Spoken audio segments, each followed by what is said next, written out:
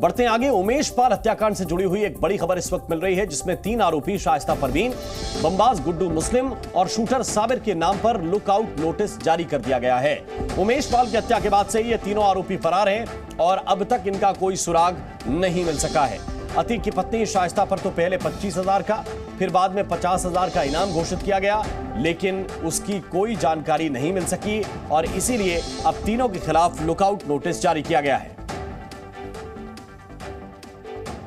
प्रयागराज के धूमनगंज में हुए उमेश पाल हत्याकांड के आरोपी गुड्डू मुस्लिम, अतीक अहमद की पत्नी शाइस्ता परवीन और शूटर साबिर के खिलाफ लुकआउट नोटिस जारी कर दिया गया है। शाइस्ता परवीन की गिरफ्तारी पर 50,000 रुपए, जबकि गुड्डू मुस्लिम और साबिर पर 5-5 लाख का इनाम घोषित है। इसी 24 फरवरी को प्रयागराज में उमेश पाल की हत्या कर दी गई थी। शाइस्ता परवीन पर इस मर्डर केस में साजिश रचने और शूटर्स को भगाने में मदद का आरोप है, जबकि गुड्डू मुस्लिम पर शूट आउट के दौरान बमबाजी और हत्या का आरोप है।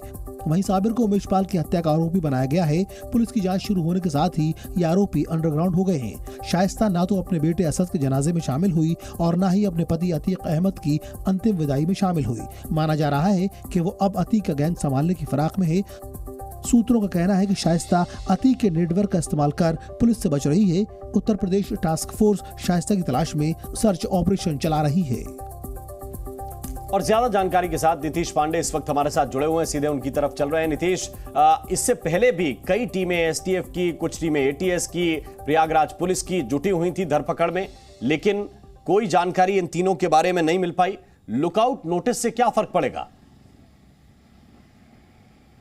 देखिए, अगर बात करें तो 2 इनामिया शूटर और इसके साथ 1 इनामिया लेडी डॉन लगातार फरार चल रही है। इन्हें जो एजेंसियां हैं, अगर बात करें तो एसटीएफ के साथ जो अन्य टीमें हैं, इन्हें तलाश कर रही हैं, लेकिन लुकआउट नोटिस जब से जारी होगा तो अब ये सीमा पर यानी देश के बाहर जब ये जाने के फिराक में होंगे तो ये तुरंत पकड़ लिए जाएंगे। जो एजेंसियां होंगी वो पूरी तरह से सतर्क होंगी, इनका पूरा ब्यौरा हर किसी के पास होगा। यानी अगर ये देश छोड़ के भागने की साजिश रच रहे होंगे तो ये पूरी तरह से नाकाम होगी और ये जो तीनों बात जिसकी मैं कर रहा हूं, 2 अपराधी और इसके साथ 1 लेडी डॉन, अगर ये भागने का प्रयास करेंगे देश से बाहर तो भी पकड़े जाएंगे। यानी शाइस्ता और उसके साथ गुड्डू मुस्लिम और साबिर, अब इनका बचना नामुमकिन है। पिछले दिनों अगर बात करें, उमेश पाल की हत्या होती है। उमेश पाल की हत्या के बाद शाइस्ता कुछ दिनों तक प्रयागराज में रहती है, लेकिन जैसे ही उन पर मामला दर्ज होता है, शाइस्ता रहस्यमय ढंग से फरार हो जाती हैं।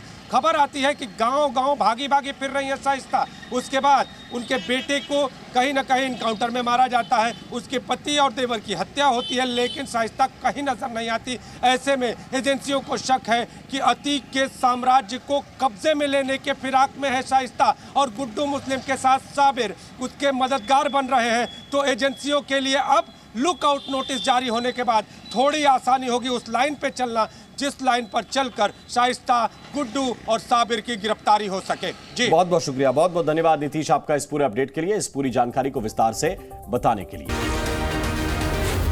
जी न्यूज़।